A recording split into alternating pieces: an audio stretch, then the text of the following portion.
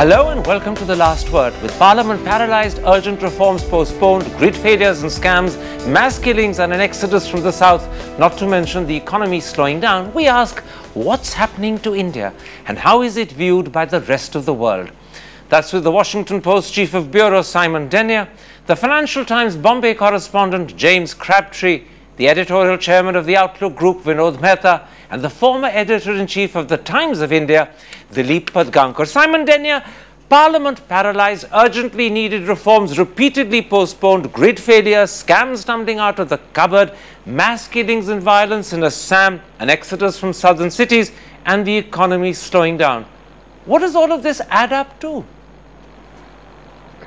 Well, yeah, it doesn't look good, does it, to be honest? It's a lot of things that have come through at the same time. I mean, let's not forget, a few years ago, everyone was crowing that India had arrived, that India was a superpower, that India's time had come.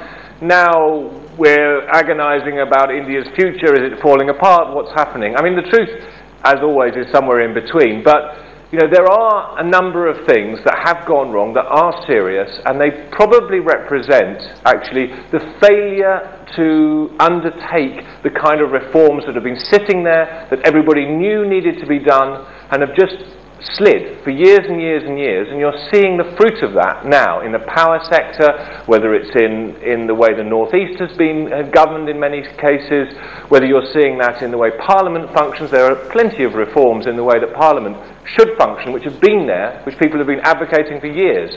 So a lot of things, a lot of hard decisions have been avoided, and I think you're seeing that come back to haunt India at the moment. Vinod Mehta, as I went through that litany of things that have suddenly begun to go wrong, I was reminded of Yeats's famous poem, The Second Coming, where he says, "Things fall apart, the centre cannot hold, mere anarchy is loosed upon the world. The best lack all conviction, whilst the worst are full of passionate intensity." Do you begin to feel that that might soon become a description of India? Well, Karan, I've always feared this, that if the centre cannot hold, then we will get into near anarchy. You see, there are many institutions which sustain Indian democracy.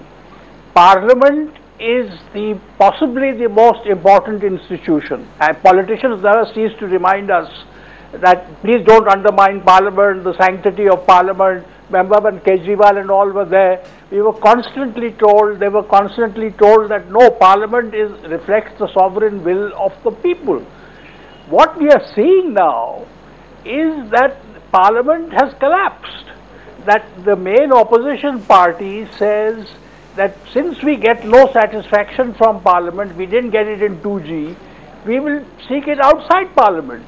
So what I noticed in the last few days that there is more debate and discussion in television studios, and there is nothing in Parliament. So if we are saying that Parliament is no good, that we will abandon Parliament, then what is the nature of our parliamentary democracy? Quite right. What we are doing today, of all other institutions may be damaged, but they work. But Parliament is dysfunctional. Not only dysfunctional, political parties don't trust Parliament, because the BJP says we didn't get what we wanted in 2G and CWG. True. What's the use of going back to Parliament? So does that mean we should abandon Parliament? You know, James Crabtree, two of the most worrying things have happened literally in the last 1 month. There was the violence in Assam, which left perhaps as many as 500,000 people homeless, many of them in refugee camps. And then there was that exodus of perhaps 50,000 people from southern cities. As you view India, what does that tell you about this country? I think most people looking from abroad would look at these incidents and they would be the exception to the normal pattern, actually. That I don't think that people look at India and think this is a nation that is failing dismally to control its communal issues. I think much more what your first contributor said, that it is the government's inability to prosecute economic reforms that is damaging its image abroad. I think it's worth remembering that it really wasn't all that long ago that the image of India in the West was of a fast-growing country led by a benign and uncorrupt technocrat. Maybe only the middle of last year So it's a relatively recent change that this image reversal has occurred, 12, maybe 18 months, that people now think that this is a stalling country led by a dithering, relatively uncorrupt technocrat. But I think, to be honest, the issues of communal violence, what's happened in Assam, these are not the principal issues that have changed the nature of India's image abroad. And so, to that extent, I would put those in a slightly separate category. Dilip Purgankar, I'll come to the economy and the sense in which it's now begun to malfunction in a moment's time. But first, I want to read out to you a sentence from a recent article in the British newspaper The Guardian. It is increasingly difficult to recognize and reconcile the optimism that once surrounded India with the reality that we see today. Do you begin to agree with that sentiment?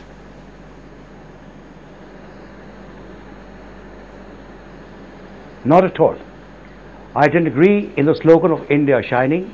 I certainly don't agree with the slogan of India whining. I think what we've been witnessing, not just in the past month or so, but over a period of several years, are the birth pangs of another kind of India that's emerging. Naipaul spoke about 1 million mutinies in India. I believe there are million mutinies many times over. And I think we've got to recognize the fact that India, as it was even 10 years ago, is no longer the India of today. And this big shake-up that's happening in the polity, in the economy, in society, all this leads to a great deal of turmoil. And we've got to reckon with the fact that turmoil is going to be a part of India's public life for a long time to come. What is, however, disquieting is the fact that those institutions which guarantee India's democracy, those institutions are coming increasingly under fire. And Vinod Mehta is absolutely right to speak about Parliament. I simply cannot understand how the main opposition party stays away from Parliament, then spends the entire day explaining to television cameras what they stand for. Why can't they go and do the explaining where it matters most, namely in the House? All right. Similarly, you've got other institutions which have come under fire. The fact of the matter is that even the rule of law, Karan, is being applied in a selective manner. We've seen this after the Azad Maidan violence on August 11. We've seen this again with the arrest of this Bodoland MLA in Assam. You need to make sure that the law is implemented equally to all the citizens. It's not happening. Well, once again, let me repeat, I see this as part and parcel of the birth pangs of another kind of India that's emerging, and I would counsel patience to observers, whether here or in the West, to try and understand these trends and processes. Simon Denyer, let me pick up on a particular point made there by Dilip Purgankar. He suggested that turmoil might well be the new norm for India. Many people are concerned about what they see as the turmoil on the economic front. You have growth falling, you have inflation remaining stubborn, you have the deficit ballooning, and investors, particularly those abroad, turning wary. Do you believe that the India shine is lost, or do you think this is just a temporary phase? I don't think you can call this a temporary phase in the sense that this is a serious issue. We have a lot of Indians coming through and into the workforce over the next 20 years. They're going to need jobs. If they don't find jobs, that's going to be a massive public order problem that's potentially brewing. So it is absolutely crucial that India gets the economy right, and it's absolutely crucial that we get growth rates of 7-8% or more to satisfy the aspirations of this nation, which is getting increasingly plugged in technologically, culturally to the world, and people are demanding jobs and opportunity. And if they don't get it, they're going to be unhappy. So the economy is crucial, and 5% growth really isn't good enough to satisfy the demands that are going to come through in the next 20 years. So can we call this a temporary phase? Are we optimistic that they could get it, that a government could emerge that could get it right? Yeah, maybe, but right now it is a serious problem that needs to be addressed. Now, you know, prophets of doom have argued that India was going to break apart for the entirety of its post-independence history, and they've been wrong. And I'm not going to join those prophets of doom now. India will survive, and I don't think it's going to dissolve into anarchy. But it does have some serious problems to address, and it does require significantly better governance in general than we're seeing at the moment. Vinod Mehta, to pick up on that thought that you've just heard from Simon Denyer, many people a few weeks ago were optimistic when P. Chidambaram was reappointed finance minister, and his statements containing promises of change were thought of as almost a second opportunity for India. Today, do you fear that because the problems are so enormous and the obstacles that he faces remain exactly the same as those that Pranab Mukherjee, his predecessor, faced, that the hope he held out might turn out to be a false dawn? Well, I hope not, but if that's the way it seems. You see, what is happening is that the energies of the government are involved on a day-to-day basis with very trivial things. That will a session of parliament be held today or not? I mean, I have never heard in say the Westminster style of democracy, that when there is a very heated debate over there, that people walk out, people say we will not. The highest form of protest in India, parliamentary protest, is not a good debate, but is to walk out. Now then your agenda, whatever economic plans, whatever, why just economics, so many other things. How do you implement and see that through? Okay. And don't forget that if the BJP comes to power in 2014 or maybe earlier, the Congress is not going to forget it. They will take their revenge. They will be as obstructionist as the BJP are now. Quite right. So the trust has broken down. The minimal trust that is required to run a democracy has broken down because between the two political parties. And how do you restore that? How do you restore that? No one has the answer. James Crabtree, a recent article in your paper, the Financial Times, was headlined, "India will never catch up with China." And the writer said that whether you look at education, manufacturing, investment, or simply the determination and decisiveness of the government, China scored way ahead of India. How does your paper, the Financial Times, view the economic prospect that India faces?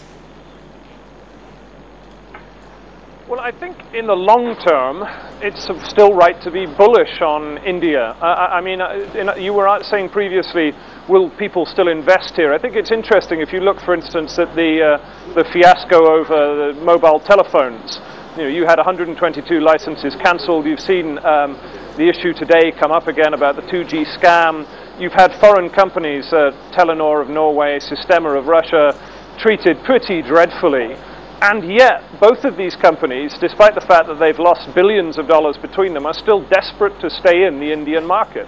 They're very, very keen to stay. And if you ask yourself, well, why on earth would a foreign company like that want to stay in India when they've got kicked about for the best part of a year? And the reason is there are very few markets like India left in the world, rather. And so people want to be in them, even if they don't get treated very well. Of course, it would be better from an investor's point of view if these people were welcomed in and not beaten up. But one of the strengths that India has, it's a young market. It is going to grow extraordinarily quickly over the next 50 years. Okay. The question is its government going to be able to do this? And I thought, to go back to the point your previous contributor made about the birth pangs of a new India, and it seems to me that there's a paradox here, that some of the institutions that you see, the media, the CAG, the upper reaches of the judiciary, these are institutions that are actually performing pretty well, and they are doing their job. They're being critical. They're holding the executive to account. True. The problem India has is that there are other institutions, particularly its parliament and the two main political parties, which are performing abysmally.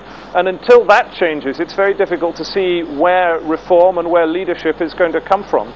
Dilip Padankar, picking up on your first answer when you argue that turmoil is essential, we're seeing the birth pangs of something new that will emerge and hopefully will be better.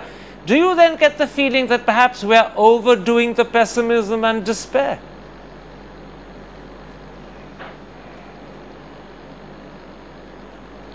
No, I don't get that feeling at all. First of all, let me tell you, Karan, I'm extremely skeptical of the exercise of trying to compare India and China. Our systems are different, our DNA is different, our histories are different, and it's totally pointless trying to compare these two countries. As far as India is concerned, I'd say that it is imperative to understand why certain institutions work well and certain others do. When, for example, we are told that economic reforms are not moving ahead. I quite agree with that. But we need to know why they are not moving ahead. Isn't it a paradox that on economic reforms, the BJP and the Congress are much closer to each other than the Congress is to its own ally, such as the Trinamool? True. And yet, when it comes to taking decisions to carry forward this process, you find that the BJP is stalling it. Now, why on earth would it do it unless it is expedient to do so in a very, very narrow sense of the term? Okay, let's take a break at that point, gentlemen. Let's come back and ask a very critical question that many perhaps are asking themselves as well. How much of the blame and responsibility for the sense of despair and disappointment vests straight and singly with the Prime Minister? And can he deliver, or will he be thought of as the big letdown? That's in a moment's time. See you after the break.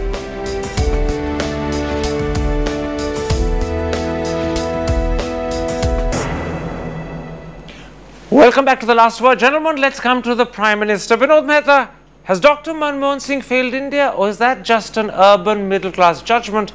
And do you believe instead that he can still deliver? Well, no, I think he's too far damaged. You know, you want a cautious Prime Minister, but you don't want a timid Prime Minister. You see, I give you just one example. When Pranab Mukherjee was Finance Minister, he was doing things that the Prime Minister didn't approve of. And he couldn't do anything about that. The retrospective tax, for instance, on that matter, the Prime Minister was not pleased that that had been done. So, as soon as Pranab Mukherjee goes away, the Prime Minister suddenly becomes active and does lots of things. Well, one can ask the question that why didn't the Prime Minister say something to Pranab Mukherjee if he disapproved of the way he was handling the Finance Ministry, which is quite clear. So I think the problem is that although people say that Sonia Gandhi is holding the Prime Minister back, by temperament, being cautious is good. He is over-cautious and over-timid. He should assert himself. You know, James Crabtree, Vinod Mehta just called the Prime Minister timid. Earlier you referred to him as a dithering technocrat. What is the opinion that critical financial papers like yours, like perhaps the Wall Street Journal, have now come to of Dr. Manmohan Singh? Well, to be honest, I think it's extreme disappointment. Dr. Singh was widely admired, as I said, as a reform-minded, business-friendly technocrat. And it really wasn't all that long ago, as I said in your opening remarks, that he was seen as almost the ideal Prime Minister of any of the great emerging powers. And so the change in image has been really extraordinarily profound. In his defense, I mean, as your other contributors have hinted, there are clearly wider structural changes happening in India that have made the center, as you call it, the central state, much weaker. Power has ebbed away from the two main political parties into regional parties. It's gone to the states. I mean, you know this much better than I do as a visitor in your country. But nonetheless, I think some of the blame has to go on the two figures at the top, Manmohan Singh and Sonia Gandhi, and it comes down to a fundamental problem, which is you cannot lead a democracy of 1.2 billion people with two figures who never appear in public and never make an argument to the people that they're meant to govern. I think it's a fundamentally untenable position, and on present course I imagine the Indian public are going to kick the Congress party out on their ear in 1 year or 2 years' time, and I'm afraid they will deserve it. Simon Denya, what's the view in Washington after the high point of the Indo-US nuclear deal? Has disillusionment set in? Well, I think some has. I mean, some has set in with US-India relations, to be honest with you, because so much was promised on US-India relations that the nuclear deal was going to lead to tens of billions of dollars worth of business, that, you know, opportunities in foreign investment were going to suddenly open up, and they were promised, they didn't come. So yeah, there is disillusionment. I mean, I think there's still a belief in the fundamentals of the US-India relationship, but it was oversold, and I think you're seeing a reaction to it. On the Prime Minister himself, I mean, Barack Obama still considered him to be one of his friends, but, you know, Vinod and James are absolutely right. Extreme disappointment, really, with his performance. I mean, leadership is about leading, and we're not seeing much leadership right now. Dilip Padgankar, perhaps of all my panel, you know the Prime Minister best of all. Are we being harsh in our judgment of him? Or do you think the point has been reached where disillusionment is, in fact, the common sense and feeling?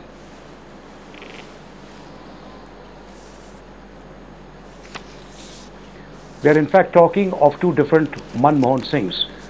There is the Manmohan Singh of UPA 1, lauded for his integrity, lauded for his economic reform zeal, lauded for the Indo-US nuclear deal and so forth. And then you have the UPA 2 Manmohan Singh, where he dithers, where he can't say no to his own cabinet colleagues, where his allies can't be controlled, and where, as has been said, he rarely, but rarely goes and explains what he stands for. And the result today is that the sense of drift that you found in this government for the past couple of years, unless that is arrested soon, I'm afraid it's going to be a very, very difficult task for his spin masters to give him another image. I leave you, Dilip Padgankar, with the last word. That, unfortunately, is a comment that, in a sense, echoes the sentiments of all my four panelists tonight. My thanks to all my guests for joining me, and if you have been, thanks for watching. See you on Monday, and have a good weekend. Good night.